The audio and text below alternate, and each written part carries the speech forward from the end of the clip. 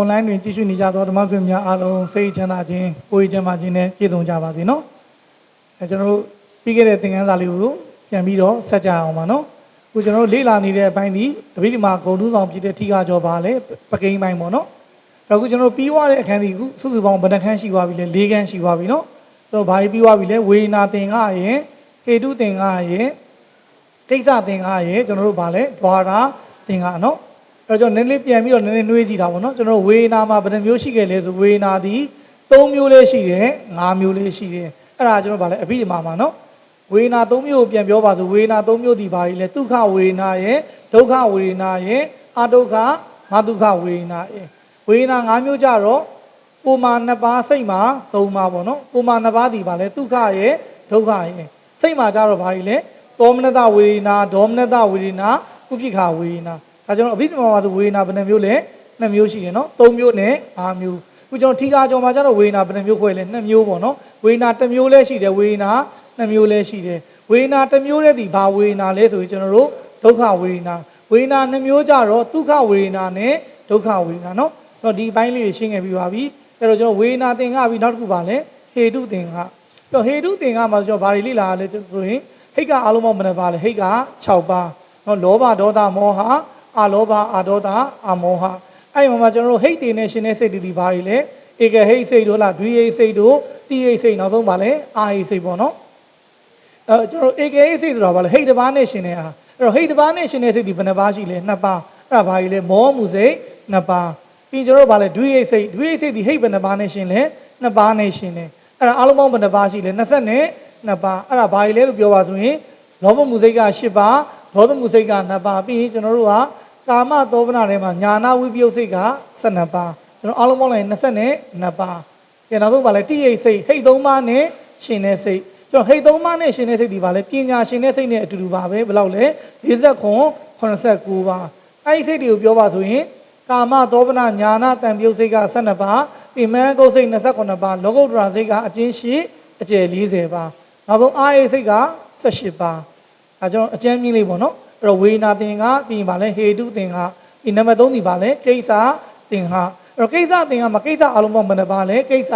14ပါးအဲ့တော့ကျွန်တော်ကိစ္စ14ပါးကျွန်တော်ဘာတွေနဲ့တွဲပြီးမှတ်ခဲ့ရလဲဆိုရင်ဒါတကိစ္စတတ်သောစိတ်အလုံးပေါင်းဘယ်နှပါလဲ68ပါးနှစ်ကိစ္စတတ်တဲ့စိတ်က2ပါးသုံးကိစ္စတတ်တဲ့စိတ်က9ပါးလေးကိစ္စတတ်တဲ့စိတ်က10ပါးပြီးတော့5ကိစ္စတတ်တဲ့စိတ်က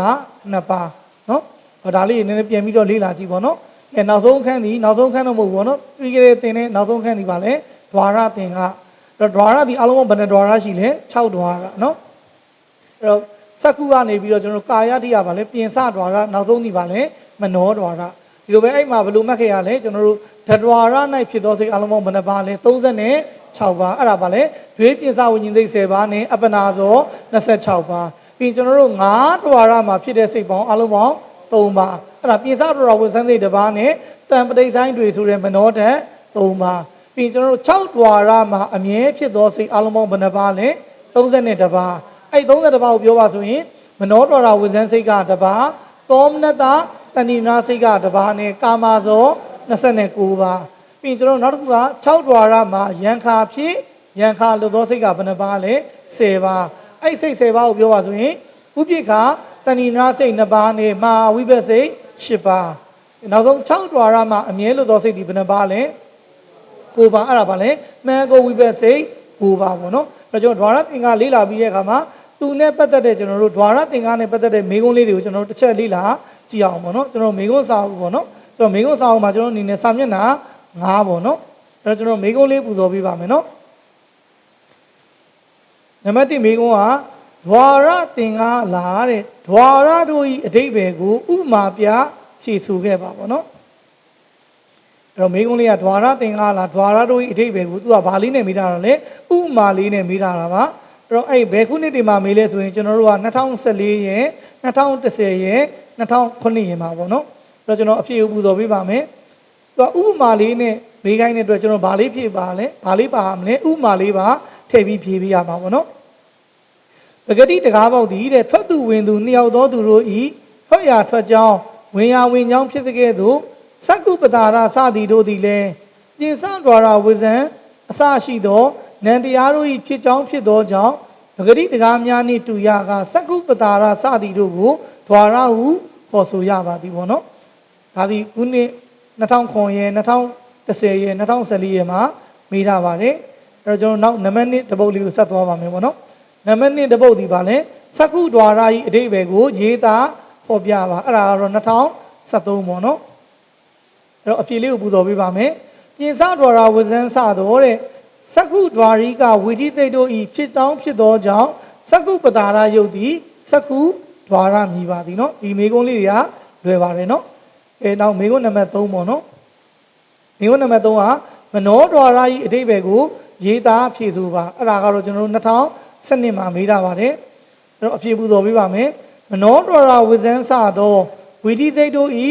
ဖြစ်ကြောင်းဖြစ်သောကြောင့်နဲ့ဘဝင်ကုပြစ်စေတာစိတ်ဘယ်နှပါလဲ19ပါးသည်မနောဒွါရမြည်ပါသည်နံပါတ်2ကဝိဓိစိတ်တို့ဤဖြစ်ကြောင်းဘဝင်ကုပြစ်စေတာစိတ်19ပါးသည်ပင်ပေါ့နော်အဲ့မှာတော့ကျွန်တော်ပင်လေးထည့်ပေးလိုက်ပေါ့နော်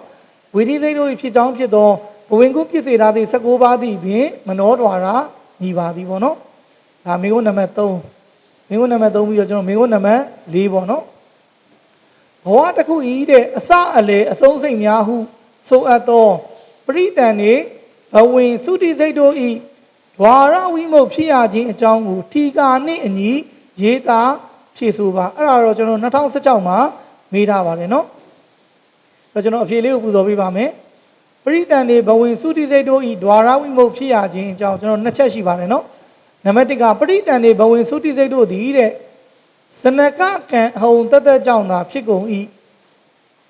I only Dwara do eat, Tiga Mujan, Pico say you mo ye. Saku Dwara Sado, Chow Dwara do name a pit door down the ground. Diga Namati may go the one, though Namati a pay lady one.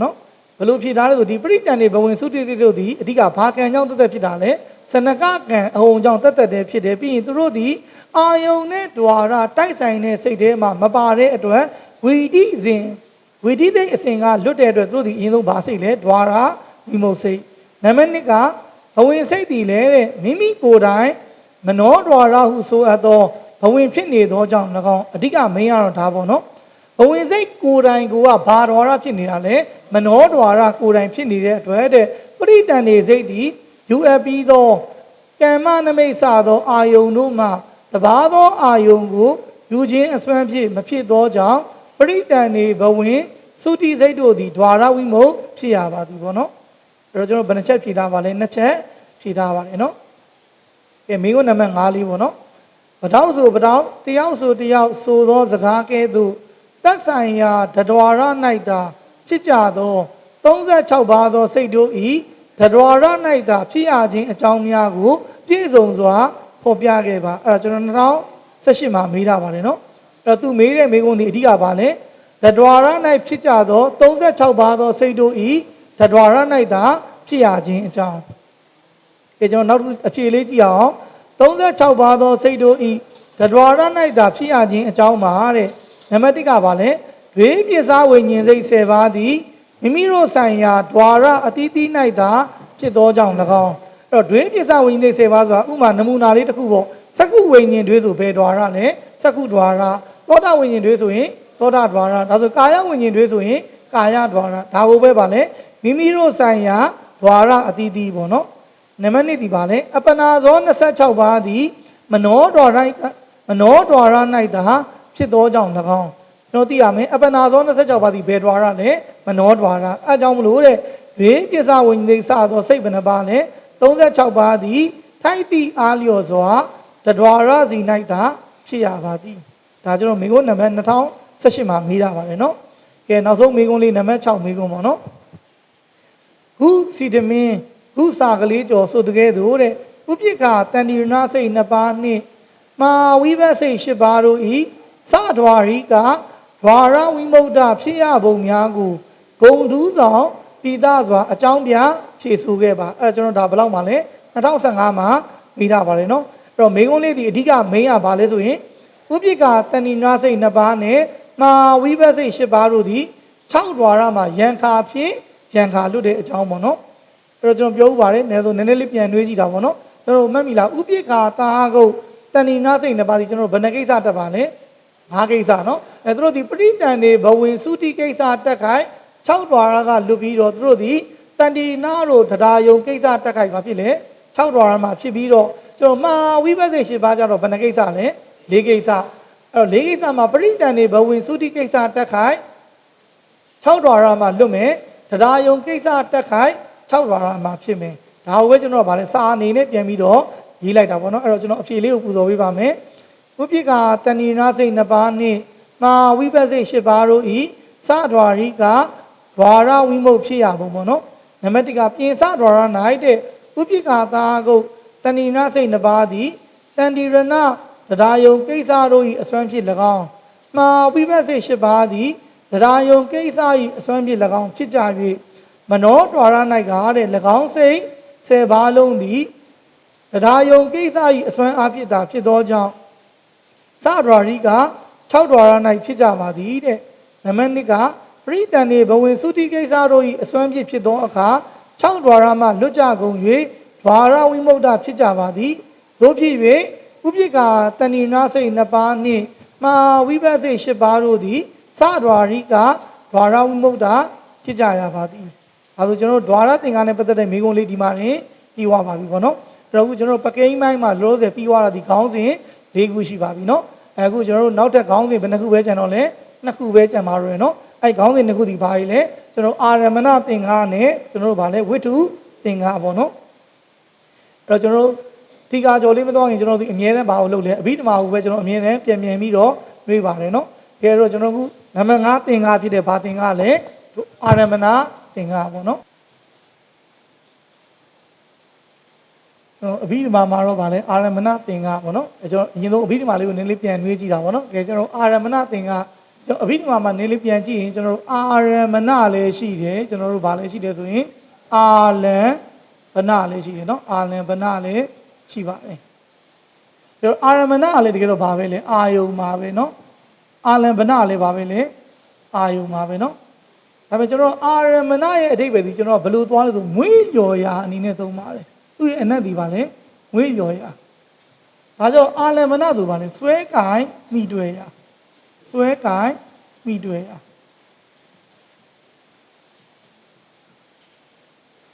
ပြန်ပြောပြပေးမယ်နော်ကျွန်တော်တို့အာရမဏရဲ့အဓိပ္ပာယ်ကလည်းပါပဲတကယ်တော့အာယုံပဲသူ့ရဲ့အဓိပ္ပာယ်ဒီဘယ်လိုသွားလဲမွေးလျော်ရာအာလံဗနဆိုကျွန်တော်ဗာလဲအာယုံပဲသူ့ရဲ့အဓိပ္ပာယ်ဒီဘယ်လိုသွားလဲဆွဲကိုင်းမိတွေ့ရာပေါ့နော်အဘိဓမ္မာတော့ကျွန်တော်နည်းနည်းမှတ်မိပါတယ်နော်ကျွန်တော်လူတွေတော်တော်များများဒီလားလိမ့်ဆန်လေးတော်တော်များများလားလိပ်ပြာလေးဒီပါလဲကျွန်တော်တို့ဥယျာဉ်ပန်းမှာမွေ့လျော်သူပဲတဲ့စိတ်တွေဒီဘက်မှာမွေ့လျော်လေအာယုံမှာမွေ့လျော်တယ်ဒါကိုပဲဘာလို့သုံးလဲအာရမဏလို့သုံးပါတယ်ကျွန်တော်အသက်ကြီးတဲ့အခါမှာကျွန်တော်ကျိုးရမ်းတောင်လူကြီးတွေပေါ့နော်ဘာလို့မိပြပါလဲကျိုးရမ်းတောင်ဝေးတွေကိုဆွဲကင်မိတွေ့ရဆိုပဲစိတ်တွေကလည်းဘယ်ပေါ်မှာမိနေရလဲအာယုံပေါ်မှာမိနေရကျွန်တော်ဘာနဲ့သုံးလဲအာလံဗနနဲ့သုံးပါတယ်နော်အဲ့တော့ဒီတော့နောက်ဆုံးဒီအာရမဏကလည်းဘာပဲလဲအာယုံပဲအာလံဗနကလည်းအာယုံပဲเนาะအဲ့တော့ကျွန်တော်အဘိဓမ္မာကိုနည်းနည်းပြန်ပြီးနှွေးပြရမယ်เนาะအဲ့တော့ကြားဘူးပါလိမ့်မယ်ကျွန်တော်အာယုံဒီဘယ်နှပါးကြားဘူးပါလဲအာယုံဒီဘယ်နှပါးကြားဘူးလဲ6ပါးအဲ့ဒီဘက်ချင်းအာယုံကိုကျွန်တော်များများအဘိဓမ္မာမှာလဲနေရလေးရှိရယ်เนาะအာယုံဒီတကယ်တော့6ပါးလေးရှိရယ်နောက်တစ်ခုဘယ်နှပါးလေးရှိသေးလဲ4ပါးလေးရှိပါတယ်ကျွန်တော်အဓိကဒီ6ပါးတွေ4ပါးတွေကိုဒီနေ့အဓိကထားပြီးတော့ဆွေးနွေးပေးပါမယ်เนาะကျွန်တော်များသောအားဖြင့်ကျွန်တော်ကြားဘူးလိမ့်မယ်အာယုံဒီတော့ဘယ်နှပါးကြားဘူးလားများလဲ6ပါးเนาะဒါဆိုအာယုံဒီနောက်ထပ်ဘယ်နှမျိုးရှိသေးလဲ4မျိုးလေးရှိသေးတယ်ဒါဆိုတော့များနည်းနည်းစဉ်းစားကြည့်မယ်เนาะအာယုံ6ပါးနဲ့ကျွန်တော်အာယုံ4ပါးကွာခြားချက်ဒီဘာတွေဘယ်လိုကွာဝါလဲဆိုတာကျွန်တော်နည်းနည်းလေးဆက်ပြီးတော့လေ့လာကြည့်အောင်เนาะအဲ့တော့ခုလောဆယ်မက်ကလောဆယ်နှစ်ခုတွေ့လိမ့်ပြီအာယုံဒီခုဘလောဆယ်ဘယ်နှမျိုးတွေ့မလဲ6ပါးလဲတွေ့မယ်4ပါးလဲတွေ့မယ်เนาะအဲကျွန်တော်အဓိကအဲ့6ပါးနဲ့4ပါးကိုကျွမ်းကျင်တော့မှကျွန်တော်ဘာသင်္ဃာကိုကျွမ်းကျင်တော့မှလဲအဲ့အာရမဏသင်္ဃာကိုကျွမ်းကျင်မှာဖြစ်ပါတယ်เนาะဒါကြတော့ကျွန်တော်နည်းနည်းလေးပြန်ဖြည့်ပြီးတော့ရေးပေးပါမယ်เนาะခုလောဆယ်အာယုံဒီဘယ်နှမျိုးရှိလဲ6မျိုးလဲရှိတယ်4မျိုးလဲရှိပါတယ်เนาะဟုတ်မြအာယုံ6ပါးကတော့များကြားဘူးပြီးသားအာယုံဒီလောဆယ်ဘယ်နှပါးလဲ6ပါး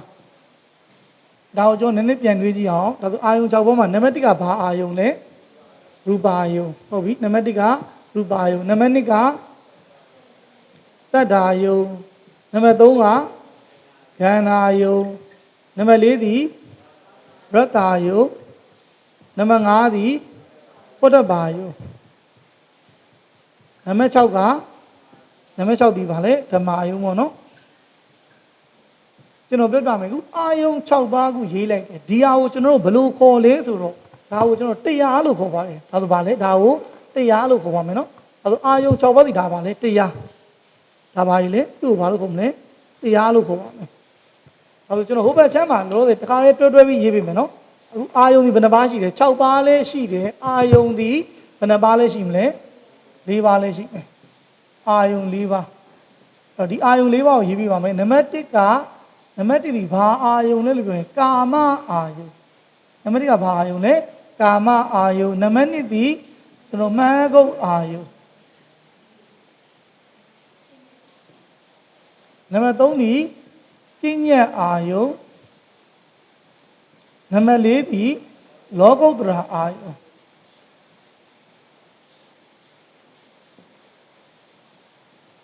ဒါဆိုခုဒီ4ခုကလည်းဒါပါပဲလေတရားပဲဒါဆိုကျွန်တော်နည်းနည်းလေ့လာကြည့်မယ်နော်ခုလောဆယ်ကျွန်တော်ခုရေးလိုက်တဲ့အာယုံ6ပါးကိုအာယုံ4ပါးတရားအနေနဲ့တော့ဒီဘက်ချမ်းဒီအာယုံဘယ်နှပါ6ပါးဟိုဘက်ချမ်းတရားဘယ်နှပါလဲ4ပါး နော်ဒီတိရပြီနော်အဲ့တော့ကျွန်တော်တို့ကအဘိဓမ္မာကိုပဲလေ့လာထိကာကျော်ပဲလေ့လာကျွန်တော်ဒီတရားနဲ့တရားကိုဆိုတာရှိပါတယ်ဗာလေတရားလည်းရှိတယ်တရားကိုရှိတယ်ဗောနော်ကျွန်တော်တရားကိုကောက်တဲ့အခါဆိုတော့တရားကိုကောက်အောင်ကျွန်တော်ဘယ်ထိစင်းကောက်ရလဲဆိုရင်တရားကိုဆိုတာစိတ်စေသိယုံ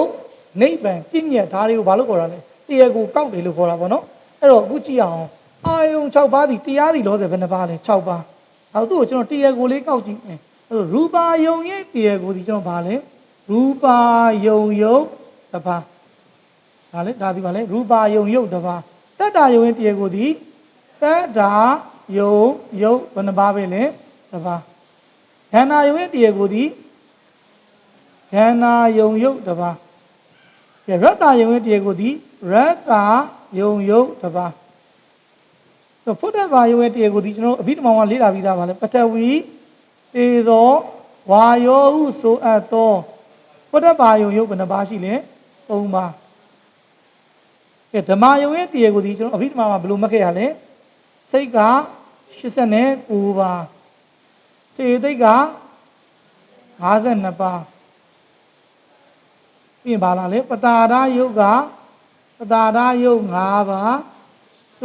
ခုမယုတ်က16ပါးဒီနိဗ္ဗာန်တစ်ပါးရဲ့ပြည့်ညက်တစ်ပါး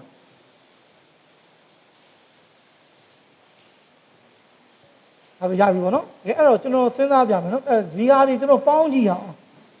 ဇီဟာတွေကိုကျွန်တော်ကဘာလို့ခေါ်လဲဆိုတော့တရားကိုလို့ခေါ်လိုက်တယ်ဒါဆိုရင်ပြန်ပြောပြပေးမယ်နော်အာယုံ6ပါးတည်ရင်တော့ပါလေဒါတည်ပါလေတရားသူ့ဘက်အချမ်းဒီဘက်ရေးလိုက်တာဒီအဲ့ဒါဘာကြီးလဲတရားကိုတွေရေးလိုက်တာဒါကျွန်တော်တရားကိုပေါင်းကြည့်အောင်နော်ကဲဒါဆိုကျွန်တော်တရားကိုပေါင်းကြည့်ရင်ဘာသွားတွေ့မလဲဆိုတော့ကဲတရားကိုဒီမှာကြည့်မယ်စိတ်ဒီခုဘယ်နှပါးတွေ့ပြီလဲစိတ်က89ပါးဒါဆိုတရားကိုပေါင်းကြည့်မယ်စိတ်ဒီပဲချမ်းဘယ်လောက်လဲ89ပါးဒီမှာဆက်တွေ့လိမ့်မယ်စေသိတ်ဒီဘယ်နှပါးလဲစေသိတ်က52ပါးကဲဆက်ကြည့်မယ်နော်ဒီမှာပတာရယုံ5ပါးတခုမယုံ16ပါးဆိုရုပ်ဒီမှာလောဆယ်ဘယ်နှပါးတွေ့ပြီလဲ20နဲ့တပါးဒီမှာဘယ်နှပါးလဲပတာရယုံက5ပါးတခုမယုံက16ပါးဆိုရုပ်ဒီဘယ်နှပါးတွေ့လဲ20ပါးကဲဒီမှာပေါင်းကြည့်အောင်ရူပါယုံကတပါးတတ္တယုံကတပါးခန္ဓာယုံကတပါးရတ္တယုံကတပါးဒါဆိုလောဆယ်ဘယ်လောက်လဲ4ပါးဒီမှာကဖုဒ္ဓဘာယုံဒီ3ပါးဆိုတော့ဘယ်နှပါးလဲဒီဘက်မှာ9ပါးနောက်ကျွန်တော်အဘိဓမ္မာမှာဘယ်လိုခေါ်ခဲ့လဲဘောဇရယုတ်9ပါးအဲ့တော့ဒီမှာက22ပါးဒီမှာဘယ်နှပါးရှိလဲ9ပါးအဲ့တော့21နဲ့9ပေါင်းယုတ်ဒီအလုံးပေါင်းယုတ်က28ပါးကဲဆက်ကြည့်မယ်ဓမ္မယုံထဲမှာဘာပါသေးလဲနိဗ္ဗာန်တစ်ပါးပြီးရင်ပြည့်ညက်ကတစ်ပါးအဲ့တော့စဉ်းစားကြည့်နော်ကျွန်တော်အာယုံ6ပါးဒီတရားခုလို့တရားဘယ်နှပါးတွေ့ပြီလဲတရားလည်းဘယ်နှပါးလဲ6ပါးဒါကြောင့်တော့တရားကိုပေါင်းကြည့်တော့စိတ်89စေတိတ်50နဲ့ယုံ78နိဗ္ဗာန်ပြည့်ညက်ဆိုတော့ဒါဒီပါလဲအဘိဓမ္မတတရားဘယ်နှပါလဲ5ပါးကိုဟုတ်တယ်နော်ဒါဆိုကျွန်တော်ပြောပြမယ်နော်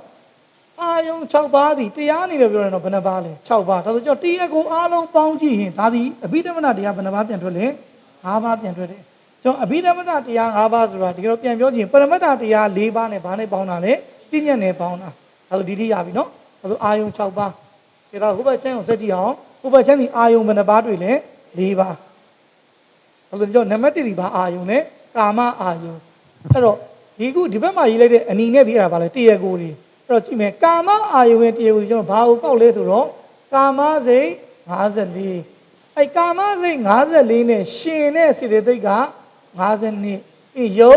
28ဒါကိုဘာလို့ခေါ်လဲကာမအာယု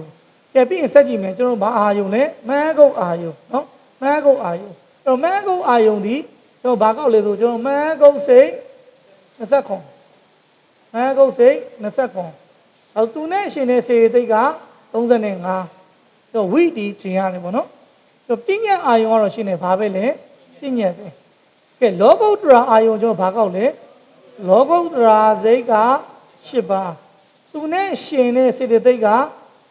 36ပြီးရင်ဘာကောက်လဲနိဗ္ဗာန်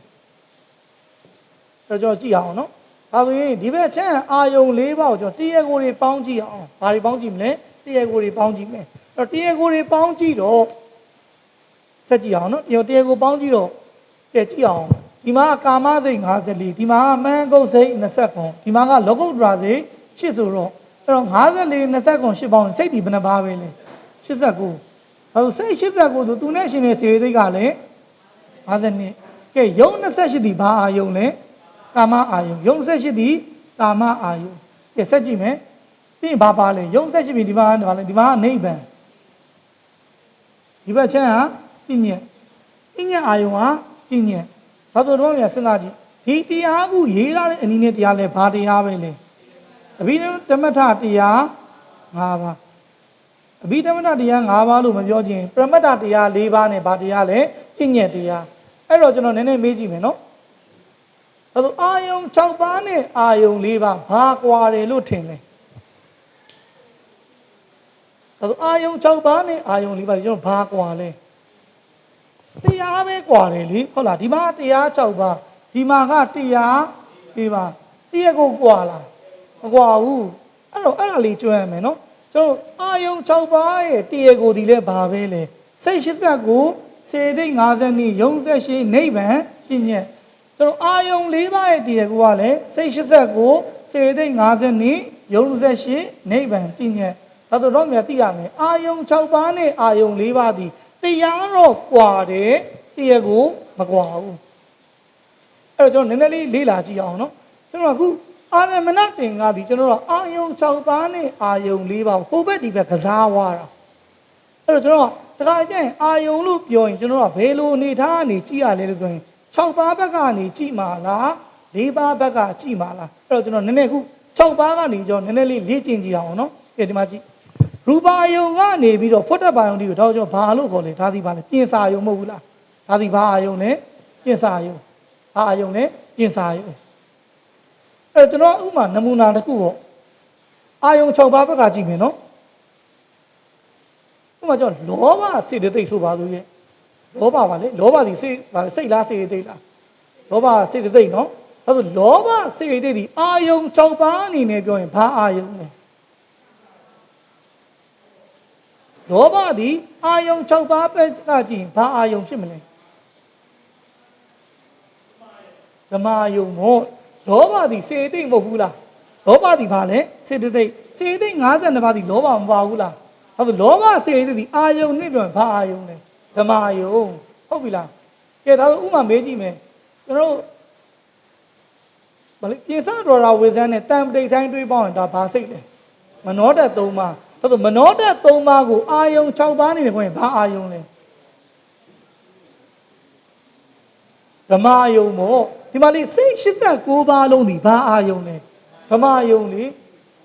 ကျောင်းကနားလေလားမသိနော်ကျောင်းဒီအာယုံ6ပါးကိုပြန်ကြည့်လေအာယုံ6ပါးထဲမှာဓမ္မအာယုံပါတဲ့တရားဒီဘာတွေပါလဲစိတ်89လုံးဒီဘာအာယုံလဲဓမ္မအာယုံစိတ်52ပါးလုံးဒီဓမ္မအာယုံပတာရယုံ5ပါးတုကုမယုံ16ဟောလဲဓမ္မယုံနိဗ္ဗာန်ပြည့်ညက်ကလည်းဓမ္မယုံဆိုရင်ဓမ္မယုံထဲမှာတရားလောလောဆယ်ဘယ်နှပါးပါမလဲ6ပါးပါမှာပေါ့အဲ့တော့ဘယ်စိတ်မဆိုဘာအာယုံမဲလဲ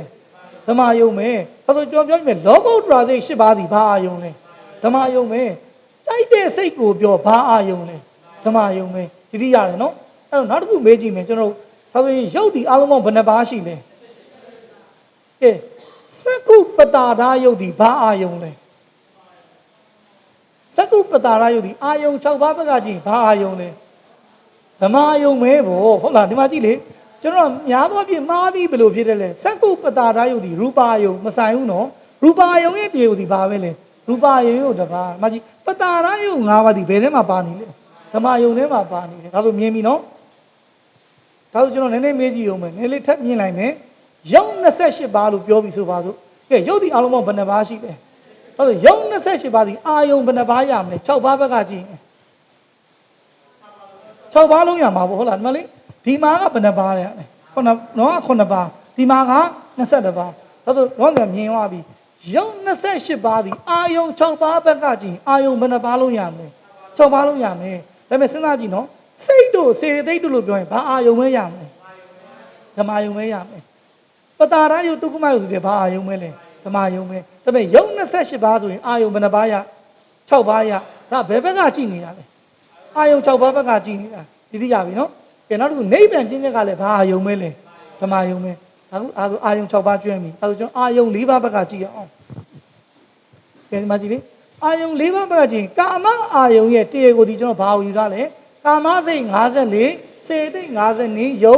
28ကဲမန်းကုတ်အာယုံဒီမန်းကုတ်စိတ်29စေတိတ်35ပြည့်ညက်အာယုံကတော့ပြည့်ညက်လောကုတ္တရာအာယုန်ဒီလောကုတ္တရာစိတ်က8စေတိတ်36နိဗ္ဗာန်အဲဆိုကျွန်တော်ဒီကနေနည်းနည်းမေးကြည့်မယ်နော်ခုကျွန်တော်ဒီအာယုန်ဘယ်နှပါးဘက်ကကြည့်တော့မလဲ၄ပါးဘက်ကကြည့်တော့မယ်အဲဆိုနည်းနည်းမေးကြည့်မယ်အာဟုသိုလ်စိတ်12ပါးဒီဘယ်ထဲမှာပါမလဲကာမအာယုန်မောဟုတ်ဘူးလားကဲကြိုက်တဲ့ရုပ်ပြောပတာရယုံ၅ပါးဘာအာယုန်ယုံ28ပါးလုံးဒီဘာအာယုန်မဲလဲအဲဆိုပြန်ပြောကြည့်မယ်နော်ယုံ28ပါးဒီမန်းကုတ်အာယုန်ထဲမှာပါလားပြည့်ညက်ထဲမှာ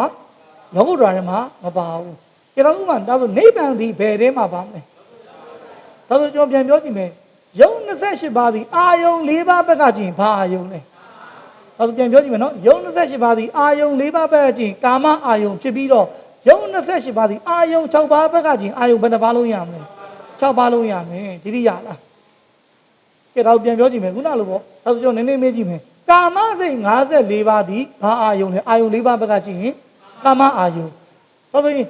ဒီဘက်ချမ်းကြတော့ကာမစိတ်54ပါးဒီဘာအာယုံလဲ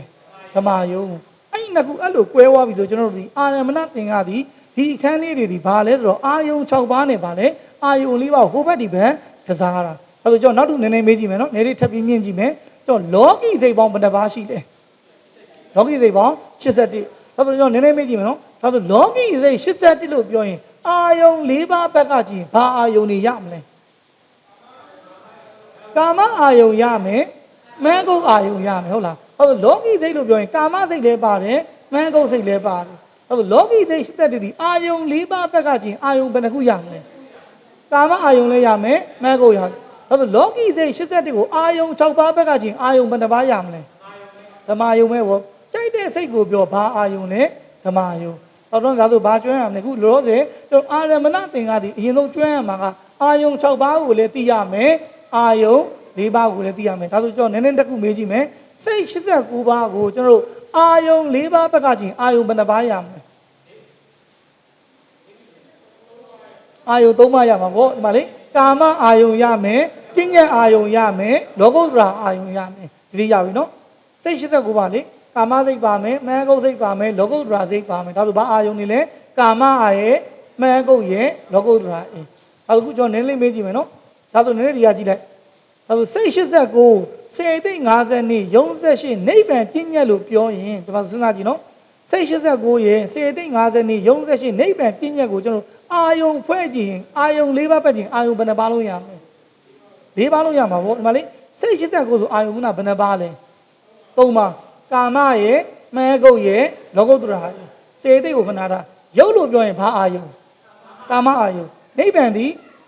လုံးပြည့်ညက်ဒီပြည့်ညက်အာယုံအဲ့တော့တော့မြတ်သိရမယ်အဘိဓမ္မတတရား၅ပါးကိုအာယုံ၄ပါးဘက်ကပြောရင်အာယုံဘယ်နှပါလုံးရမလဲ၄ပါးလုံးအဲ့တော့အဘိဓမ္မတတရား၅ပါးကိုအာယုံ6ပါးဘက်ကပြောရင်အာယုံဘယ်နှပါလုံးပဲလဲ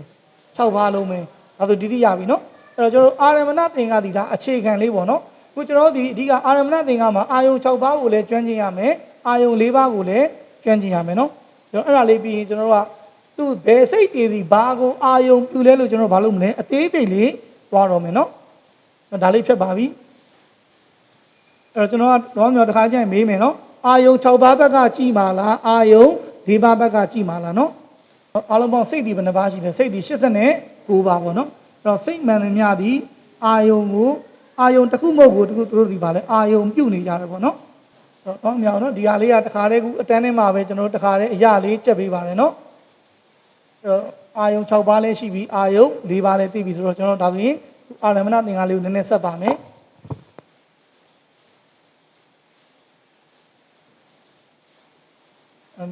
ဒါ white book ကကျေတော့လေဒီလိုနည်းလုပ်ပြီးမယ်နော်မဆက်ပါဆိုလို့ပါနည်းလေးကြည့်အောင်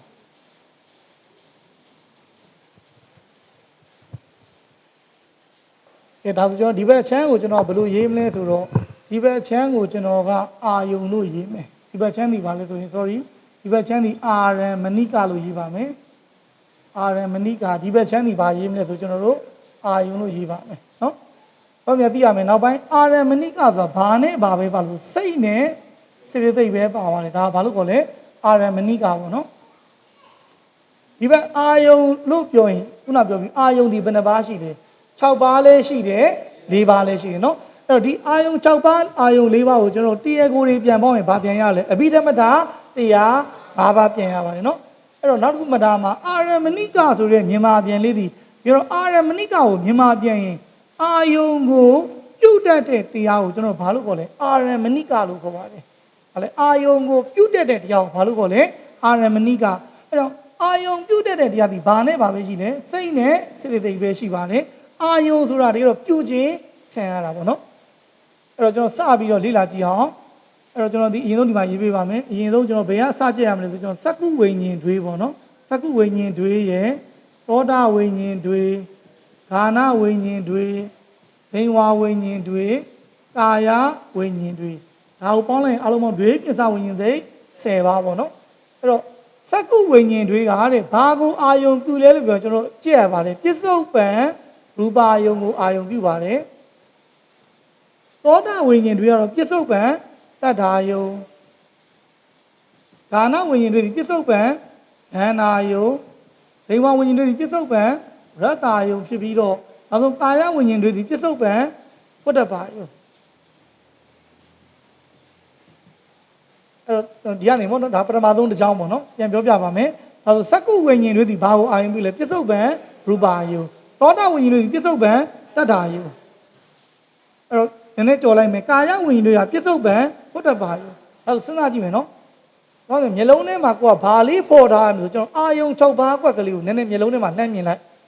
စက္ကုဝိညာဉ်တွေသည်ပစ္စုပန်ရူပါယုံဆိုတဲ့အာယုံဘယ်နှပါးကိုပဲပြုနိုင်လဲတပါးသူတပါးပဲလေအာယုံ6ပါးတော့ဘယ်နှပါးပဲပြုတာလဲတပါးပဲသောတာဝိညာဉ်တွေကလည်းပစ္စုပန်တတ္တာယုံဆိုအာယုံဘယ်နှပါးပဲလေတပါးပဲသူသက်ဆိုင်ရပါလေအာယုံတပါးစီကိုပဲပြုတယ်ဒါဆိုကျွန်တော်ဒီဒါဆိုလောလောဆယ်ဘာပြီးသွားလဲရွေးပစ္စဝိညာဉ်စိတ်10ပါးပြီးနောက်တစ်ပါးလာမယ်ပိစတော်ရာဝိဇ္ဇံတပါးနဲ့တံပတိဆိုင်တွေဆိုတဲ့မနောဓာတ်3ပါးအဲ့လိုမနောဓာတ်3ပါးဒီဘာကိုအာယုံပြုလဲလို့ပြောရင်ပစ္စုပန်ပြင်စာယုံပစ္စုပန်ပါလေပြင်စာယုံပြင်စာယုံလို့ပြောရင်သူကဘာတွေပါလဲရူပါယုံလဲပါတယ်တတ္တယုံလဲပါတယ်ဂန္ဓာယုံရတ္တယုံဖုတ္တပံယုံအဲ့လိုမျိုးလုံးထဲမှာကျွန်တော်ဘာကိုမြင်ရမလဲအာယုံ6ပါးခွက်ကလေးကိုကြည့်လိုက်သူဒီမနောဓာတ်3ပါးဒီပစ္စုပန်ပြင်စာယုံဆိုအာယုံဘယ်နှပါးကိုပြုနိုင်လဲ5ပါးကိုပြုနိုင်တယ်ဟုတ်လားဘယ်နှပါးလဲ5ပါးသူဒီဓမ္မယုံပြုနိုင်လားမပြုနိုင်ဘူးနော်ကဲနောက်လေးနည်းနည်းဆက်သွားမယ်တတိယတစ်ကြောင်းလေးဒီတရားယုံစိတ်ဒီဘယ်နှပါးရှိလဲဆိုရင်7ပါးရှိပါတယ်ပြီးဟတိတုပ္ပစိတ်ကတစ်ပါးအွန်လိုင်းကြောင့်စိတ်ဒီဘယ်နှပါးရလဲ12ပါးအဲ့ဒီ12ပါးဒီတဲ့ဘာကိုအာယုံပြုလဲလို့ပြောရင်ကာမစိတ်က54သူနဲ့ရှင်တဲ့စေစိတ်က52ယုတ်က28အဲ့တော့စကြည့်မယ်နော်ကျွန်တော်တရားယုံဒီဘယ်နှပါးရှိလဲ7ပါးအဲ့တော့တရားယုံ7ပါးကိုကျွန်တော်နည်းနည်းလေးတရုပ်ခွဲကြည့်ဘာတွေပါမလဲတဏ္ဍိနာစိတ်3ပါးနဲ့မာဝိဘတ်စိတ်10ပါးဒါဆိုရင်သူတို့ဒီဘာကိုအာယုံပြုလဲလို့ပြောရင်ကာမစိတ်ကဘယ်နှပါးလဲ54စေတိတ်က52ယုတ်28ဒါဆိုကျွန်တော်ပြန်စဉ်းစားကြည့်နော်အာယုံ6ပါးဘက်ကနေပြန်စဉ်းစားကြည့်လိုက်အာယုံ6ပါးဘက်ကကြည့်ရင်မကြည့်နော်ကျွန်တော်နည်းနည်းမေးကြည့်မယ်နော်အာယုံ6ပါးဘက်ကကြည့်ကာမစိတ်54နဲ့စေတိတ်52ဆိုဘာအာယုံလဲဓမ္မယုံရုပ်လို့ပြောရင်အာယုံ6ပါးလေဟုတ်ပြီလားကာမစိတ်54နဲ့စေတိတ်52ကဘာအာယုံလဲဓမ္မယုံရုပ်လို့ပြောရင်အာယုံ6ပါးဒါဆိုရင်ပြန်ပြောကြည့်မယ်တရားယုံ7နဲ့တဲ့ဟတိတုပ္ပစိတ်တစ်ပါးသည်ကာမစိတ်54စေတိတ်52ယုံ28ဆိုတဲ့ကာမအာယုံဘယ်နှပါးကိုပြုနိုင်လဲ6ပါးကိုပြုနိုင်တယ်အဲ့တော့လောတဲ့ဒီဟာလေးတစ်ချက်ဖြတ်လိုက်ပါနော်ဒီနားလေးရဒီနားလေးဖြတ်ပြီးတော့ကျွန်တော်ဒီဒါလေးကိုနည်းနည်းပြန်ရှင်းပြပေးမယ်ခုနည်းနည်းစိတ်ကိုပေါင်းကြည့်ဒီစိတ်ဒီဒွေးပြင်ဆောင်ဝင်နေဘယ်နှပါးလဲ10ပါးမနောတက3ပါးတရားယုံ7အတိရုပ္ပစိတ်ကတစ်ပါးဘယ်နှပါးလဲ12ပါးအဲ့တော့ဒီ12ပါးဒီဘာကိုအာယုံပြုလဲကာမစိတ်54စေစိတ်52ယုံ28ဆိုတဲ့ကာမအာယုံဘယ်နှပါးလဲ6ပါးကိုပြုတယ်အဲ့တော့ဒီနာလေးမှာကျွန်တော်နည်းနည်းလေးတရုပ်ခွဲပြမယ်နော်အဲ့တော့ဒါဆိုအဘိဓမ္မာကိုနည်းနည်းလေးပို့ပြီးတော့ခြေအောင်လို့ပေါ့နော်အဲ့ကျွန်တော်နည်းနည်းဒီကကြည့်အောင်ကျွန်တော်ဒီမှာနည်းနည်းလေးတရုပ်ခွဲပြမယ်တရားယုံဘယ်နှပါးရှိလဲ17ပါးနော်ကဲတရားယုံ17ပါးကိုတရုပ်ပြန်ခွဲကြည့် စိတ်တွေပါလဲဥပိ္ပခတဏိနာစိတ်2ပါးသောမနတတဏိနာစိတ်က1ပါးမာဝိဘတ်စိတ်က7ပါးဒီနည်းနည်းပြုတ်ခွဲကြည့်အောင်ဥပိ္ပခတဏိနာစိတ်2ပါးဒီဘယ်နှကိစ္စတက်လဲပရိဒဏ်နေဘဝင်သုတိတဏိနာဒါရောကဲသောမနတတဏိနာဒီ2ကိစ္စဟုတ်တယ်နော်ဘာကိစ္စလဲဆိုရင်တဏိနာကိစ္စနဲ့ရာယုကိစ္စမာဥဒိရှိပါသည်၄ကိစ္စပရိဒဏ်နေကိစ္စဘဝင်ကိစ္စသုတိကိစ္စရာယုကိစ္စဒီရတယ်နော်ကဲနည်းနည်းလေးမြင်ကြည့်အောင်နော်ကဲဒီကနေနဲ့ပိုင်းတာမနော်တစ်ခုချင်းဒီပိုင်းတော့မှမြင်သွားလိမ့်မယ်ကြောက်ကြည့်မြင်လိုက်အဲ့ဒီထဲမှာကျွန်တော်သိလိမ့်မယ်ပရိဒဏ်နေဘဝင်သုတိကိစ္စတက်တဲ့စိတ်ဒီခုလောကဒီမှာဘယ်နှပါးတွေ့နေလဲ10ပါးအဲ့ဒီ10ပါးဒီအဲ့ဒီအချိန်မှာတော့ကျွန်တော်ကြားဖို့လိမ့်မယ်ဘာတွေအာရုံပြုလဲကံတို့ကံမနမိတ်တို့အဓိနမိတ်3ပါးတွေကတပါးပါးကိုအာရုံပြုဟုတ်တယ်နော်ကဲနည်းနည်းဆက်ကြည့်အောင်ကျွန်တော်ဒီကိစ္စသင်္ကားကိုလည်းခေါ်ပြီးရင်ကျွန်တော် द्वार ပါညောနည်းနည်းတွဲပြောပြီးမယ်နော်ဒါမှကျွန်တော်တို့ဆက်ဆက်မှုလေးသိအောင်ကဲဥပိ္ပခတဏိနာစိတ်2ပါးဒီပရိဒဏ်နေဘဝင်သုတိကိစ္စတက်ခိုက်6 द्वार မှာဘာဖြစ်လဲ6 द्वार မှာဟုတ်တဏိနာရာဂိတတက်ခိုက်6 द्वार မှာဖြစ်မယ်ဆက်ကြည့်မယ်ဟုတ်တယ်မကြီးဒီအားလေးကိုကျွန်တော်နည်းနည်းခွဲပြောမယ်သူဒီဘာကိစ္စကြီးလဲတဏိနာကိစ္စလည်းတက်တယ်ရာယုံကိစ္စလည်းသူလည်းဘာကိစ္စလဲတဏိနာကိစ္စရာယုံကိစ္စမာဝိပဿနာ8ပါးကြတော့ဘာကိစ္စရာယုံကိစ္စဆက်စဉ်းစားကြည့်မယ်နော်တဏိနာကိစ္စဒီဘယ် द्वार မှာဖြစ်လဲကိစ္စ द्वार ရာယုံဒီကိစ္စ द्वार မှာလည်းဖြစ်တယ်ဒီကိစ္စ द्वार မှာလည်းဖြစ်တယ်အနော द्वार မှာလည်းဖြစ်တယ်ဟုတ်တယ်နော်ကျွန်တော်ဆက်ကြည့်အောင်နော်သောမနတတဏိနာ1ပါးလေဘယ်နှကိစ္စကျန်သေးလဲတဏိနာနဲ့တရားတဏိနာဒီဘယ် द्वार ကိစ္စ द्वार ဒီတရားယုံဒီကိစ္စ द्वार မှာလည်းဖြစ်တယ်အနော द्वार မှာလည်းဖြစ်တယ်တရားယုံဘယ် द्वार လဲကိစ္စ द्वार မှာလည်းဖြစ်တယ်အနော द्वार မှာလည်းဖြစ်တယ်အဲ့တော့နည်းနည်းလေးကြည့်အောင်နော်ဒီကနေနေကျွန်တော်နည်းနည်းလေးတရုပ်ခွဲပြမယ်နော်အဲ့တော့ဒီမှာကြည့်အောင်ခုတရားယုံ7ပါးဆိုတာခုနပြောတဲ့စိတ်ဘယ်နှပါးလဲဒီစိတ်ဘယ်နှပါးလဲ7ပါးနော်အဲ့7ပါးဒီကဲဘာလို့လဲဘာကိုအာယုံပြုလဲကာမစိတ်54စေတိတ်52ယုံ28ကဲတော့ကျွန်တော်ဒီကနေနည်းနည်းကြည့်အောင်မနမူနာတစ်ခုတော့ဥပိ္ပခတဏိနာစိတ်ဘယ်နှပါးလဲ2ပါးသူဒီတဏိနာကိစ္စတရားယုံကိစ္စတက်ခိုက်ဘယ် द्वार မှာဖြစ်လဲပြင်စ द्वार မှာဖြစ်တယ်တရားယုံဆိုရင်ပြင်စ द्वार မှာလည်းဖြစ်တယ်မနော द्वार အဲ့တော့ကျွန်တော်ဒီလိုမြင်လို့မှမြင်လိုက်ခုလို့ဆိုပြင်စ द्वार ကွက်တွေကြည့်လိုက်ပြင်စ द्वार ဆိုတာကျွန်တော်လေဆက်သောဂါစီကာမပြင်စ द्वार မှာဖြစ်တဲ့အာယုံမှန်သမျှသည်ကျွန်တော်ဘာကိုပဲအာယုံပြုလဲဆိုရင်ပြစ္ဆုတ်ပံကိုပဲအာယုံပြုတာမဟုတ်ဘူးလားပြင်စ द्वार မှာဆိုဘာအာယုံမင်းလဲပြစ္ဆုတ်ပံဒါပေမဲ့စဉ်းစားကြည့်နော်သူဥပိ္ပခတဏိနာစိတ်2ပါးသည်ပြင်စ द्वार မှာလည်းဖြစ်လို့ဘယ် द्वार တွေကျန်သေးလဲမနော द्वार မကျန်ဘူးလားဟုတ်မနော द्वार သောမနတတဏိကလည်းဘယ် द्वार ကျန်လဲမနော द्वार မာဝိပဿနာ8ပါးကလည်းမနော द्वार အဲ့မနော द्वार ကိစ္စတက်ခိုက်ခုပြောတော့မှဘာကိုအာယုံပြုနိုင်လဲကာမစိတ်54စေတသိက်52ယုံ28ကိုပြုတာဟုတ်လားပြန်စဉ်းစားကြည့်နော်ကာမစိတ်ဘယ်လောက်လဲ54စေတိတ်52ယုံ28ကိုပြုတာဒါတော့တိယုတ်ဖွဲကြည့်တာပေါ့နော်ပြန်ပြောပြပေးမယ်နော်ကျွန်တော်ဥပိ္ပခတဏိနာစိတ်2ပါးစီကျွန်တော်ဘယ်နှကိစ္စတက်လဲ5ကိစ္စပရိဒဏ်နေဘဝင်သုတိကိစ္စတက်ခိုက်သူဒီ6 द्वार မှာလွတ်ပြီးတော့သူ့ရဲ့အာယုံဒီကံမနမိတ်ဂတိနမိတ်ဒါပေမဲ့သူဒီဘယ်နှကိစ္စကျန်သေးလဲတဏိနာဒရာယုံမကျန်ဘူးလားဟာကြည့်တဏိနာဆိုတာဘယ် द्वार မှာပဲဖြစ်တယ်ပြင်စ द्वार ဒရာယုံဆိုတာလည်းပြင်စ द्वार မှာလည်းဖြစ်တယ်မနော द्वार မှာဒါပေမဲ့ဒီလိုလေးကြည့်လိုက်နော်ပြင်စ द्वार မှာဖြစ်ကြိုက်မှန်တယ်များသည်ဘာကိုပဲအာယုံပြုနိုင်လဲ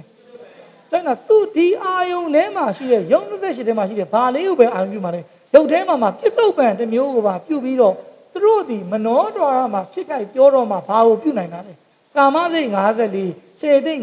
52ယုံ28ကိုပြုနိုင်တာကျွန်တော်နားလေရမှာပြင်စ द्वार မှန်တယ်များသည်ဘာကြီးပဲပြုနိုင်လဲကာလနေပြောရင်ပြစ္ဆုတ်ပံတစ်မျိုးတွေကိုပဲပြုပြီးတော့ကျွန်တော်မနော द्वार မှာဆိုကျွန်တော်ကာလနေပြီးကာလဘယ်နှပါလုံးရနိုင်လဲ ဒါကြောင့်နောက်ပိုင်းသိုပ်ပြန်ဝင်ပြီနော်ကာလဘယ်နှပါးရနိုင်လဲမနောတရာဒီကာလ၃ပါးလဲရသူကာလဝိမုတ်ဆိုတဲ့ပြည့်ညက်တွေကိုလည်းပြုနိုင်တယ်နိဗ္ဗာန်တွေကိုလည်းပြုနိုင်တယ်ပေါ့နော်ဒါကြောင့်ဒီကနေပြီးတော့သိုပ်လေးနည်းခွဲပြီးတာနော်အဲ့တော့ဒေါ်ညာအနေနဲ့ကြည့်ရမှာတော့ဘာကြည့်ရမလဲဆိုရင်လောတဲ့ဒီ၃ချောင်းကိုကြည့်ရမယ်နော်ဥပမာစက္ကုဝိညာဉ်တွေဆိုပြစ္ဆုတ်ပံပါလေရူပါယုံသောတာဝိညာဉ်တွေဆိုပြစ္ဆုတ်ပံတတ္တာယုံဒါနဝိညာဉ်တွေဆိုပြစ္ဆုတ်ပံခန္ဓာယုံပေါ့နော်ကြည့်ပြီးရင်နည်းနည်းကြော်လိုက်မယ်ပြင်စားတော်ရာဝိဇ္ဇန်နဲ့တံပတိဆိုင်တွေဆိုရယ်မနောတဲ့၃ပါးဒီပြစ္ဆုတ်ပံပြင်စားယုံပြီးတရားယုံ7နဲ့ဟတိတုပ္ပစိတ်တစ်ပါးဒီဘာအာယုံပြုလဲကာမစိတ်54စေစိတ်54ယုံ78ဆိုတဲ့ကာမအယုံဘယ်နှပါလဲ6ပါးကဲအဲ့တော့နည်းနည်းစဉ်းစားကြည့်နောက်တစ်ခုဒီမှာဘာလေးကြံခဲ့သေးလဲဟတိတုပ္ပနည်းနည်းဖြတ်မယ်နော်ကဲဟတိတုပ္ပစိတ်ဒီပါးဒီဘယ်နှကိစ္စတက်လဲတကိစ္စဘာကိစ္စလဲဘောကိစ္စဘာဇောလဲဘာဇောကာမဇောစဉ်းစားကြည့်မယ်နော်အဲ့တော့ဟတိတုပ္ပဒီကာမဇောဘယ်နှကိစ္စတကိစ္စကာမဇောဒီဘယ်ဓဝရမှာဖြစ်လဲပြင်စဓဝရမှာလည်းဖြစ်တယ်မနောဓဝရမှာလည်းဖြစ်တယ်မဟုတ်ဘူးလားစဉ်းစားကြည့်နော်ဟုတ်နည်းနည်းစဉ်းစားကြည့်ဟတိတုပ္ပဆိုတဲ့စိတ်ကလေးဒီပြင်စဓဝရမှာလည်းဖြစ်တယ်လို့မနောဓဝရမှာဖြစ်တယ်အဲ့တော့စဉ်းစားကြည့်ဟတိတုပ္ပဒီပြင်စဓဝရမှာဖြစ်ကြသူ့ရဲ့အာယုန်ဒီပါပဲလေပြစ္ဆုတ်ပံပဲဥပမာနမူနာတစ်ခုပေါ့ဟတိတုပ္ပလေးဒီတကယ်လို့များစက္ကုဓဝရမှာဖြစ်ရင်သူ့ရဲ့အာယုန်ဒီပြစ္ဆုတ်ပံရူပါယုံပဲဟတိတုပ္ပဒီသောတာဓဝရမှာဖြစ်ရင်ပြစ္ဆုတ်ပံတတ္တာယုံပဲဒါပေမဲ့ဟတိတုပ္ပဒီမနောဓဝရမှာဖြစ်တော့မှခုပြောတယ်ဘာကိုအာယုံပြုနိုင်လဲကာမစိတ်54စေတိတ်52ယုံ78ဆိုတဲ့ကာမအာယုံဘယ်နှပါးကိုပြုနိုင်လဲ6ပါးအဲ့တော့ဒီမှာတော့မနောဓဝရမှာဖြစ်ခဲ့ခုနပြောတဲ့ကာမစိတ်ဘယ်လောက်လဲ54စေတိတ်52ယုံ28ဆိုတဲ့ကာမအာယုံဘယ်နှပါးလဲကာမအာယုံ6ပါးကိုပြုနိုင်တယ်ဒါတော့ကျွန်တော်ဒီဘာနဲ့ဆက်ဆက်ပြောပြတိုင်းတာလဲပြီးခဲ့တဲ့ကိစ္စသင်္ကားရဲ့ဓဝရသင်္ကားကိုဘာနဲ့ဆက်ပြောလိုက်တာလဲအာရမဏသင်္ကားအဲ့တော့ကျွန်တော်ဒီစိတ်လေးတွေကိုပေါ့နော်ဒီလိုလေးသေုပ်ခွဲကြည့်လိုက်တော့မှကျွန်တော်ဒီမြင်ကွင်းရဘာဖြစ်လာလဲပို့ပြီးတော့ကျင်လာတာပေါ့နော်အဲ့တော့အခုလောဆယ်ဘယ်နှချောင်းပြီးကြတာလဲ3ချောင်းပြီးကြပါတယ်နော်အဲ့တော့အခုဒီတိရပြီနော်ဒီတိရရင်ကျွန်တော်နောက်တစ်ခုထပ်ချက်ပါမယ်နောက်တစ်ချောင်းဒီကျွန်တော်ဘာဆက်ကြည့်ရမလို့အာကုသိုလ်စိတ်က12ပါးရှိပါတယ်ပြီးကျွန်တော်မာကုသိုလ်မှာကျွန်တော်တို့ညာနာဝိပယုတ်စိတ်ဘယ်နှပါလဲ4ပါးအောင်မယ်နော်မာကုသိုလ်မှာညာနာဝိပယုတ်4ပါးမာခရိယာမှာလည်းညာနာဝိပယုတ်စိတ်က4ပါးအဲ့ဒါဒီလိုပေါင်းလိုက်မယ်နော်အာကုသိုလ်စိတ်က12ပါးမာကုသိုလ်မာခရိယာညာနာဝိပယုတ်စိတ်ဒီမှာက4ပါးဒီမှာရောအလုံးပေါင်းဘယ်နှပါလဲ10ပါးပေါင်းလိုက်ရင်စိတ်ဒီဘယ်နှပါလဲ20ပါးအဲ့တော့သူတို့ဒီတဲ့ဘာကိုအာယုံပြုလဲလို့ပြောရင်ဒါတော့ကြည့်ရမှာပေါ့နော်လောကီစိတ်က82ပါးသူနဲ့ရှင်တဲ့စေသိက်က52ပါးယုတ်က28ပါးပြီးရင်ပြည့်ညက်ပေါ့နော်ပြန်ပြရမယ်နော်အာကုသိုလ်စိတ်ဘယ်နှပါလဲ12ပါးမာကုသိုလ်မာခရိယာညာနာဝိဝစိတ်ဘယ်နှပါလဲ10ပါးအွန်လိုင်းစိတ်ဒီဘယ်နှပါလဲ20ပါးအဲ့20ပါးဒီဘာကိုအာယုံပြုလဲလို့ပြောရင်လောကီစိတ်81သူနဲ့ရှင်တဲ့စေသိဘယ်လောက်လဲ52ယုံ78ပြည့်ညက်အဲ့တော့ကျွန်တော်ကြည့်အောင်အာယုံ6ပါးဘက်ကနေတရုပ်ခွဲကြည့်အောင်နော်အာယုံ6ပါးဘက်ကတရုပ်ခွဲကြည့်ရင်လောကီစိတ်ရဲ့စေသိရဲ့ဆိုအဲ့ဒါဘာအာယုံလဲဓမ္မအာယုံယုံသက်ရှိဆိုရင်အာယုံ6ပါးပြည့်ညက်ကလည်းဘာအာယုံပဲလဲ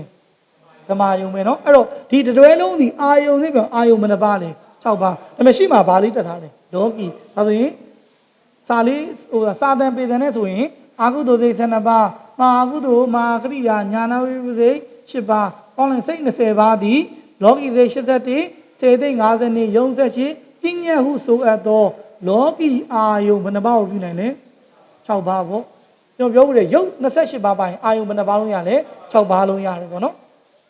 ဒါဆိုကျွန်တော်နောက်တစ်ကြောင်းလေးဆက်သွားမယ်နောက်တစ်ကြောင်းဒီမှာကမာကုသိုလ်ညာနာဝိပယုတ်စိတ်ဆိုရင်ဒါဆိုဘာလေးကြံမလဲမာကုသိုလ်ညာနာတံမြုပ်စိတ်က4ပါးကျွန်တော်နောက်တစ်ခုကကျွန်တော်အဘိညာဉ်ထဲမှာကုသိုလ်အဘိညာဉ်စိတ်က1ပါးအွန်လိုင်းစိတ်ဒီဘယ်နှပါးလဲ5ပါးအဲ့ကြတော့လေဘာကိုအာယုံပြုလဲလို့ပြောရင်ကျွန်တော်ကစိတ်ထဲမှာကျင်ရပါတယ်အရဟတမအရဟတပူကျင်ပေါ့နော်အရဟတမအရဟတပူကျင်လိုက်ရင်စိတ်ဒီတကယ်ရှိတာစိတ်ကဘယ်နှပါးလဲ89ပါးအရဟတမစိတ်က1ပါးအရဟတပူစိတ်က1ပါးဆိုတော့89ပါးကျန်မယ်နော်89ပါးဆိုသူနဲ့ရှင်တဲ့စေသိက်က52ပြီးတော့မှယုတ်က28 ဒီမှာမာကုသိုလ်ညာတန်ဒီကျွန်တော်တို့ကနောက်ပိုင်းသိလိမ့်မယ်မာကုသိုလ်ညာတန်ဒီတော့ဂုတ္တရဘူးကိစ္စတတ်နိုင်တဲ့အတွက်ဘာလေးပါအာရုံပြုနိုင်လဲနိဗ္ဗာန်ပြီးကျွန်တော်ဘာလေးလဲပြည့်ညက်အဲ့ဒါကြည့်နော်မာကုသိုလ်ညာတန်၄ပါးကုသိုလ်အဘိညာဉ်တစ်ပါးပေါင်းလိုက်စိတ်ဒီဘယ်နှပါလဲ၅ပါးအဲ့၅ပါးဒီဘာကိုအာရုံပြုနိုင်လဲဆိုအရတ္တမတ်အရတ္ပူခြင်းစိတ်89ပါးသူနဲ့ရှင်တဲ့စေသိ50နှစ်ရုံးဆက်ရှိနိဗ္ဗာန်ပြည့်ညက်ဟုဆိုတော့သူကြောင့်အာယုံဘယ်နှပါးပဲလဲ6ပါးရုပ်ပိုင်အာယုံဘယ်နှပါးလဲ6ပါးပေါ့နော်ဒါအခုကျွန်တော်ဒီအလေကွက်မှာရေးတဲ့ဟာမှန်များသည်ဒါဒီအာယုံဘယ်နှပါးဘက်ကကြည့်ပြီးရေးနေရတယ်6ပါးဘက်ကကြည့်ပြီးရေးနေရနော်ပြီးရင်နောက်တစ်ချောင်းလေးပေါ့နော်၃ချောင်းလေးနဲ့ထပ်တင်ပြီးမယ်နောက်ချောင်းဒီမနောတော်ရာဝိဇန်စိတ်ကတပါးမှာခရိယာညာတန်၄ပါးခရိယာအဘိညာဉ်ကတပါးပေါင်းလိုက်စိတ်ဘယ်နှပါလဲ6ပါးဒါဆိုသူကြတော့တဲ့အလုံးစုံသောတရားမှန်သမျှကိုအလုံးစုံသောစိတ်89စေသိ50ရုပ်28နိဗ္ဗာန်ပြည့်ညတ်ဟုဆိုရသောအာယုံသူလည်းဘယ်နှပါပဲလဲ6ပါးကိုအာယုံပြုနိုင်တယ်ပေါ့နော်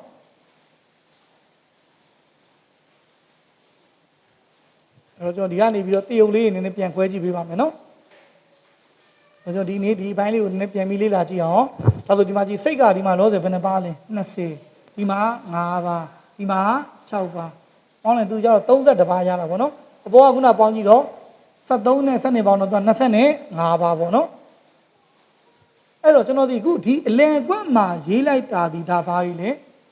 အာယုံ6ပါးဘက်ကကြည့်ရေးတာကဲကျွန်တော်ဒီဘက်ကိုတရုပ်ပြန်ခွဲကြည့်မယ်နော်ခုကျွန်တော်ဒီဘက်အချမ်းကိုကျွန်တော်ဒီအာယုံ4ပါးဘက်ကကြည့်ပြီးတော့ရေးတော့မယ်ဘယ်ဘက်အချမ်းကိုလဲဒီဘက်အချမ်းကိုနော်ဒီဘက်အချမ်းကိုကြည့်မယ်နော်ကဲပြန်ကြည့်မယ်စက္ကုဝိညာဉ်တွေဒီပြစ္ဆုတ်ပံရူပါယုံကဲအာယုံ4ပါးဒီပြန်ပြောကြည့်ရင်ကာမအာယုံရဲ့မှန်ကုတ်အာယုံရဲ့ကိညတ်အာယုံရဲ့လောကုတ္တရာအာယုံရဲ့ကဲနည်းနည်းစဉ်းစားကြည့်မယ်နော်စက္ကုဝိညာဉ်တွေဒီပြစ္ဆုတ်ပံရူပါယုံပြစ္ဆုတ်ပံရူပါယုံလို့ပြောရင်ခုနအာယုံ4ပါးထဲမှာဘယ်အာယုံထဲမှာပါလဲကာမအာယုံရုပ်လို့ပြောရင်ဘယ်အာယုံပဲလဲကာမအာယုံဒါဆိုဒီခုဒီတွဲလုံးဒီဘာအာယုံလဲကာမအာယုံဟုတ်တယ်နော်ဘာအာယုံလဲကာမအာယုံဒါဆိုရင်လွယ်လေးပဲစက္ကုဝိညာဉ်တွေဒီပြစ္ဆုတ်ပံရူပါယုံဆိုတဲ့ကာမအာယုံဘယ်နှပါးဝယ်ပြီးတော့လဲတစ်ပါးပဲဒါလည်းနော်ဒါကျွန်တော်ဒီဘက်ချမ်းကျတော့အာယုံဘယ်နှပါးဘက်ကကြည့်လိုက်တာလဲဒီပါးဘက်ကကဲဆက်ကြည့်မယ်ပြင်စတော်ရာဝိဇန်းနဲ့တံပရိဆိုင်တွေဆိုတဲ့မနောတတ်၃ပါးဒီပြစ္ဆုတ်ပံပြင်စာယုံဆိုတာလေရုပ်တရားပဲမဟုတ်ဘူးလားဒါဆိုဒီရုပ်တရားဒီဘာအာယုံပဲလဲကာမအာယုံပဲဟုတ်တယ်နော်ဘာပဲလဲကာမအာယုံပဲကဲဆက်ကြည့်တရားယုံ7ဟတိတုပ္ပစိတ်တစ်ပါးအောင်းလိုက်စိတ်ဘယ်နှပါလဲ12ပါးအဲ့12ပါးဒီကာမစိတ်54စေတိတ်50နဲ့ရုပ်စိတ်ဆိုတဲ့ဒါလည်းဘာအာယုံပဲလဲဘာအာယုံပဲလဲကာမအာယုံပဲဒါဆိုတော့မြတ်သိရပြီနော်ဒီစိတ်ကဘယ်နှပါလဲ10ပါး3ပါး12ပါးအောင်းလိုက်စိတ်ဒီဘယ်နှပါလဲအဲ့25ပါးသောတရားမှန်သမျှဒီသူတို့ရဲ့အာယုံဒီဘာတွေကြီးပဲလဲကာမအာယုံကိုပဲပြုတော့ကျွန်တော်တို့အဘိဓမ္မာတော်ကမှတ်မိပါတယ်တကူတည်းပြုရင်ဒါကိုဘာလို့ခေါ်လဲဧကံအဲကြောင့်မလို့ကျွန်တော်ကာမဧကံဘယ်နှပါတော့သွားလဲကာမဧကံ25ပါးပြောနေတာက25ပါးသောစိတ်တွေကြီးတဲ့ကာမတရားကိုပဲဧကံအာယုံပြုတယ်တကူတည်းကိုပဲပြုတယ်သူဒီဥမာပညာကိုလည်းမပြုဘူးမှန်ကုတ်ကိုလည်းမပြုဘူးလောကုတ္တရာကိုလည်းမပြုဘူးဒါဆိုဒီတိရပြီနော်ကဲနောက်ဒီကလေးနည်းနည်းဆက်ကြည့်အောင်အာကုသိုလ်စိတ်ဘယ်နှပါလဲ12ပါးမာကုသိုလ်ကရိယာညာဝိက10ပါးပေါင်းလိုက်စိတ်ဒီဘယ်နှပါ20ပါးဆိုဒီဘက်အချမ်းကိုခွဲကြည့်မယ်နော်အာယုံ4ပါးဘက်ကကြည့်အောင်ကဲလောကီစိတ်81စေတိတ်50နဲ့ယုံ28ပညာကဲကြည့်အောင်ကဲလောကီစိတ်81စေတိတ်50နဲ့ဒီအာယုံဘယ်နှပါရလဲ4ပါးဘက်ကကြည့်ရင်ကာမလည်းမပါဘူးလားမှန်ကုန်လည်းပါတယ်ဒါမျိုးနော်လောကီစိတ်81စေတိတ်50နဲ့ယုံ28ဒီအပ်ပါလဲအာယုံဘယ်နှခုရလဲကာမရဲ့မှန်ကုန်ပညာဒီဘာအာယုံလဲပညာအာယုံဒါဆိုစဉ်းစားကြည့်နော်ဒီ20ပါးသောစိတ်တွေဒီကာမကိုလည်းမပြုနိုင်ဘူးလားပညာကိုမှန်ကုန်ကိုလည်းပြုနိုင်တယ်ပညာကိုလည်းပြုနိုင်တယ်ဒါဆိုသူဒီတစ်ခုတည်းမပူပါဘူးလားအာယုံတစ်ခုတည်းပူသွားပြီဒါဆို20ကဲဆက်ကြည့်မယ်မှာကုသိုလ်ညာတန်၄ပါးကုသိုလ်အဘိညာဉ်တစ်ပါးပေါင်းတဲ့စိတ်ဘယ်နှပါလဲ5ပါးဒီ5ပါးဒီဒါကိုကြည့်မယ်ဒီအောင်တရုပ်ပဲမယ်နော်အရတ္တမအရတ္တဘူခြင်းစိတ်80ခွန်စေတိတ်50နဲ့ရုံး78နိဗ္ဗာန်ပညာကိုတရုပ်ခွဲကြည့်အောင်ဒါဆို ရတမအရတဘူချင်းစိတ်80ခွန်ဆိုတော့ဒီစိတ်80ခွန်ဘာလဲမှာဘာတွေပါလဲကာမလည်းပါတယ်မှန်ကုန်လည်းလောကုတ္တရာလည်းပါတယ်ပြီးဒီမှာနိဗ္ဗာန်မပါဘူးလားနိဗ္ဗာန်ဆိုဘယ်ထဲမှာလဲလောကုတ္တရာကဲဒီထဲမှာပြည့်ညက်ကောမပါဘူးလားတော့သူဒီအာယုံဘယ်နှပါလဲ၄ပါးပေါ့ကဲဒါဆိုဆက်ကြည့်မယ်မနောဒရဝဇန်စိတ်ကတစ်ပါးမှာကရိယာညာတန်၄ပါးကရိယာဘိညာဉ်ကတစ်ပါးစိတ်အလုံးပေါင်းဘယ်နှပါလဲ6ပါးဒီအလုံးစုံသောစိတ်89စေတိတ်50နှစ်48နိဗ္ဗာန်ပြည့်ညက်ဆိုတော့သူတို့ဒီလည်းဘာတွေပဲလဲကာမကိုမှန်ကုန်ကိုပြည့်ညက်ကိုနောက်ဆုံးပါလေလောကုတ္တရာဒါကျွန်တော်ဒီဘက်အချင်းချင်းတော့အာယုံဘယ်နှပါးဘက်ကကြည့်လိုက်တာလဲ၄ပါးဘက်ကကြည့်လိုက်တာနော်အဲ့တော့ဒီမှာကြည့်အောင်ဒီဘက်အချင်းစိတ်တွေပေါင်းလိုက်ရင်လောဆယ်ဘယ်နှပါးသွားတွေ့လဲအဲ့32ပါးကြောင့်သူကဘာတွေပါသွားလဲကာမလည်းပါသွားတယ်ဒီဘာတွေပါသွားလဲမှန်ကုန်လည်းပါသွားတယ်ပြည့်ညက်လည်းပါသွားတယ်နောက်ဆုံးဘာလေးပါသွားလဲလောကုတ္တရာလည်းပါသွားတယ်ဒါခဏတော့ဘောနော်ဒီဘက်အချင်းကိုကျွန်တော်နောက်တစ်ပတ်မှရှင်းပြပါမယ်အဲ့တော့ဒီကနေစပြီးကြည့်အောင်အဲ့တော့ကျွန်တော်ဒီကနေနည်းလေးပေါင်းကြည့်အောင်နော်အဲ့တော့ကျွန်တော်25ပါးနဲ့31ကိုပေါင်းရင်စိတ်ဒီဘယ်နှပါးရလဲ56အဲ့50ကိုကျွန်တော်ဒီလိုနည်းနည်းလေးခွဲရေးမယ်နော်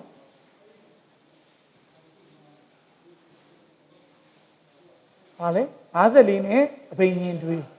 ဟာလေ54နဲ့အဘိညာဉ်တွေဒီမှာလေးကျွန်တော်ခုနပြောရမှမလားကုသိုလ်အဘိညာဉ်ကဘယ်နှပါးလဲတစ်ပါးကရိယာအဘိညာဉ်ကအဲ့တော့ကျွန်တော်မြင်ရမှာက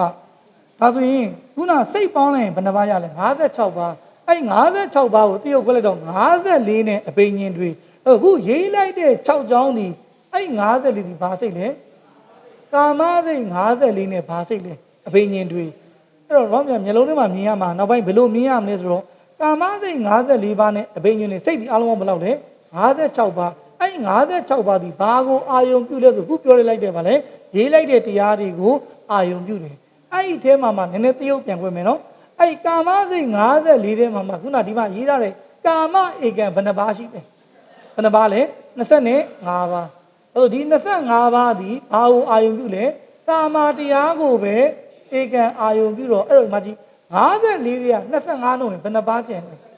29ပါးအဲ့29ပါးကြတော့တစ်ခုတည်းပို့ပြီးပြုလို့သူ့ကိုဘာလို့ခေါ်လိုက်လဲအနေကံဘာတွေအနေကံပြုလဲဆိုတာနောက်ပတ်မှရှင်းပြမယ်နော်အဲ့တော့ကျွန်တော်တို့ကမျက်လုံးထဲမှာတရုပ်ခွဲရင်ဘယ်လိုမြင်ရမလဲဆိုတော့ကျွန်တော်တို့ကကာမစိတ်တကယ်တော့ဘယ်နှပါးရှိတယ်အဲ့54ပါးထဲမှာတင်ဧကံအနေကံယောနေလိမ့်မယ်ဘာယောနေမှာလဲဧကံအနေကံယောနေမှာခုကျွန်တော်ထားပါတော့ခုကျွန်တော်စဉ်းစားကြည့်မယ်ခု